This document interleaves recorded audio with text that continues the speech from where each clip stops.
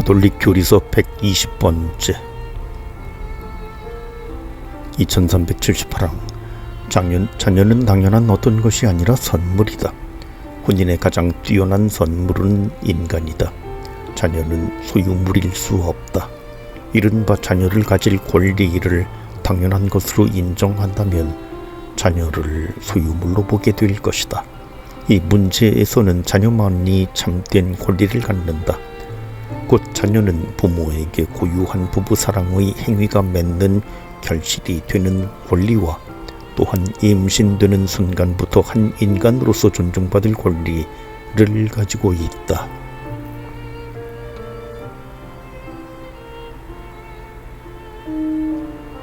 (2379항) 복음은 육체적 출산 불능이 절대적 악이 아님을 보여준다.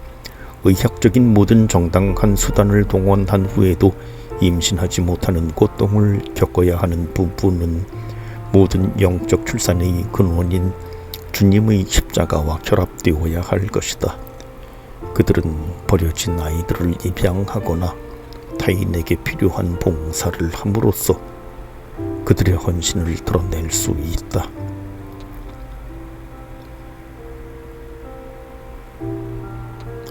4. 혼인의 존엄성을 거스르는 죄. 2380항 간음. 이 말은 부부의 부정을 가리킨다.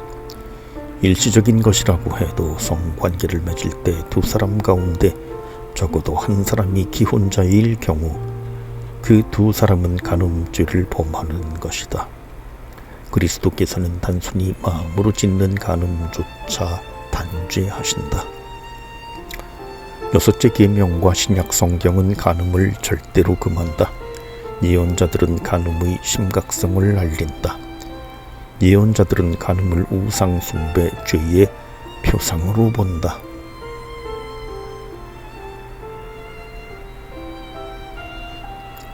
(2381항) 간음은 정의를 어기는 행위이다. 간음하는 자는 자신의 약속을 어기는 것이다. 간음은 계약의 표징이 되는 혼인의 유대를 손상시키며 한쪽 배우자의 권리를 침해하고 혼인의 기초가 되는 계약을 어김으로써 혼인 제도를 해친다. 간음은 인류의 선익과 부모의 안정된 일치가 필요한 자녀들의 선익을 위태롭게 한다.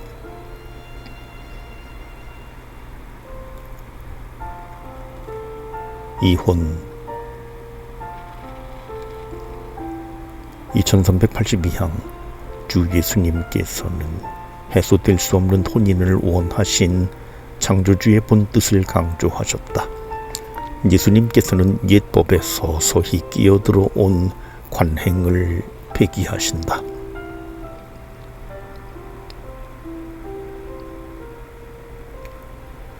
세례받은 이들 사이에 성립되고 완결된 혼인은 사망 이외에는 어떠한 인간 권력이나 어떠한 이유로도 해소될 수 없다.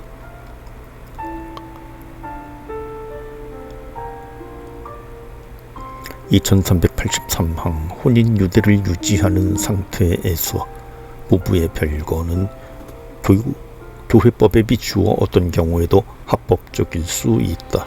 어떤 경우에는 합법적일 수 있다. 만일 민법상의 이혼만이 어떤 정당한 권리들과 자녀 양육이나 상속재산의 보호를 보장하기 위한 유일한 수단이 된다면 도덕적인 죄가 성립되지 않고 허용될 수 있다. 2384항 이혼은 자연법에 대한 중대한 위반이다. 이혼은 부부가 죽을 때까지 서로 함께 살기로 자유로이 합의한 약속을 파기하는 것이다. 이혼은 성사로 맺어진 혼인의 표징으로서 보여주는 구원의 계약을 거스른다. 새로운 혼인 유대를 맺는 것은 비록 민법이 그 유대를 인정하더라도 혼인 파기의 심각성을 증대시킨다. 그때 재혼한 배우자는 계속해서 공공연한 간음 상태에 있게 된다.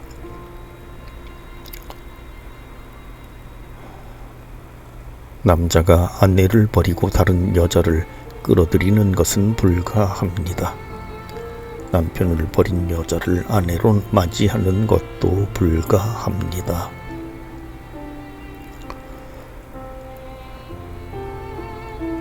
(2385항) 사회와 가정에서 일으키는 배단 때문에 이혼은 부도덕한 성격을 지닌 것이다. 이 무질서는 중대한 폐해를 끼친다. 버림받은 배우자에게도 부모의 결별로 충격을 받고 흔히 부모 사이에서 이리저리 끌려다니는 자녀들에게도 그 파급 효과 때문에 사회에도 참으로 큰 폐해를 끼친다.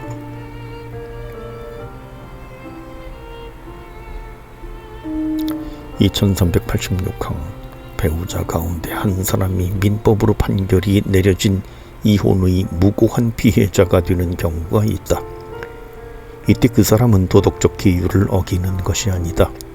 혼인 성사에 충실하고자 진정으로 노력하였으나 부당하게 버림받은 배우자와 자신의 중대한 잘못으로 교회법상 유효한 혼인을 파기하는 배우자 사이에는 많은 차이가 있다.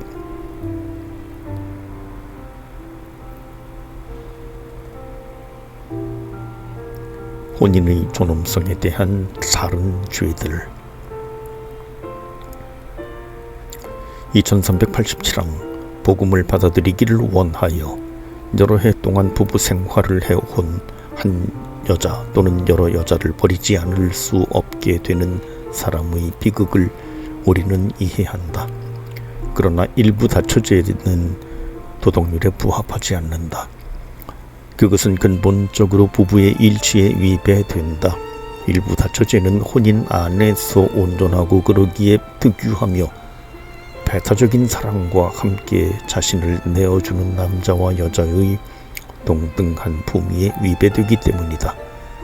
처음부터 계시된 하느님의 계획을 정면으로 부정한다. 전에 여러 아내를 가졌다가 그리스도인이 된 사람은 한때 그의 부인이었던 여인들과 그의 자녀들에 대한 의무를 마땅히 지켜야 할 중대한 책임이 있다.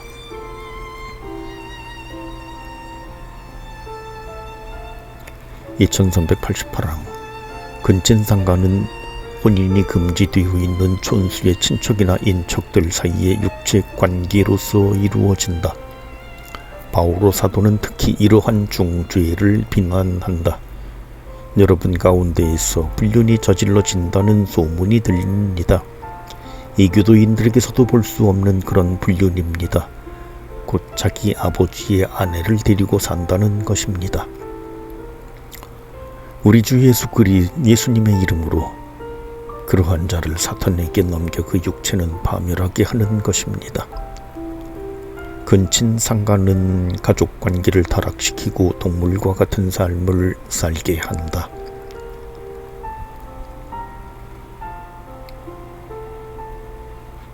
(2389항) 자신들의 보호에 맡겨진 어린이들이나 청소년들에게 어른들이 저지르는 성적 악행은 근친상간과 결부시킬 수 있다. 이 경우의 죄는 그 자체로 일생을 두고 상처를 간직하게 될 젊은이의 육체와 정신 전체를 짓밟는 악행이며 또한 교육적 책임을 이행하지 않았다는 이유 때문에 그 죄는 배가 된다.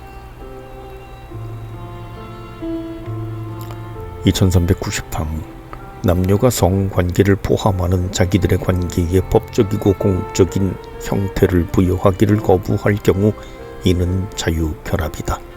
자유결합이라는 말은 기만적이다. 두 사람이 서로 상대에게 책임을 지지 않으려 하며 이렇게 신뢰가 결핍된 동거가 상대나 자신이나 미래에 무슨 뜻이 있겠는가. 내연의 관계라는 이 표현에는 여러 가지의 상황이 포함된다. 축척, 혼인 그 자체에 대한 거부, 장기적인 약속을 할 수 없는 무능력 등이 그러한 예이다. 이러한 상황들은 모두 혼인의 존엄성을 손상시키는 것이며 가정이라는 개념까지도 파괴하고 신의를 약화시킨다. 이러한 상황들은 자연법에도 어긋난다. 성행위는 오로지 혼인 생활 안에서만 이루어져야 한다. 혼인 생활 외의 성행위는 언제나 중죄이며 성체를 모시지 못하게 한다.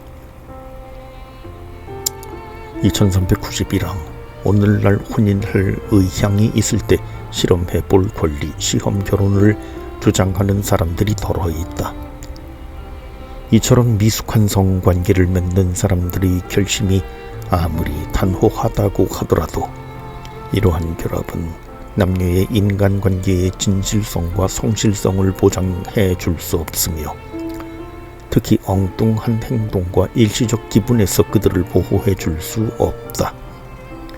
육체적 결합은 남녀 사이에 결정적인 생활 공동체가 형성되었을 때 비로소 도덕적으로 정당한 것이 된다. 인간의 사랑은 실험을 용납하지 않는다. 사랑은 서로 자신을 결정적으로 완전히 내어주는 헌신을 요구한다.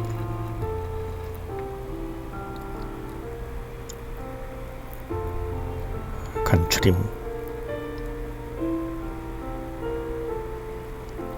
2392항 사랑은 모든 인간의 기본 소명이고 타고난 소명이다.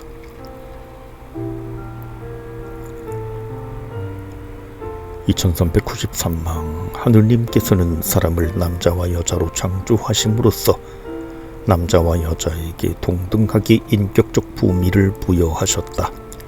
자기의 성을 인정하고 받아들이는 것은 남녀 각자가 할 일이다. 2394항 그리스도께서는 정결의 모범이시다. 들이받은 사람은 누구나 자신의 신분에 따라 정결한 생활을 하라는 부르심을 받았다.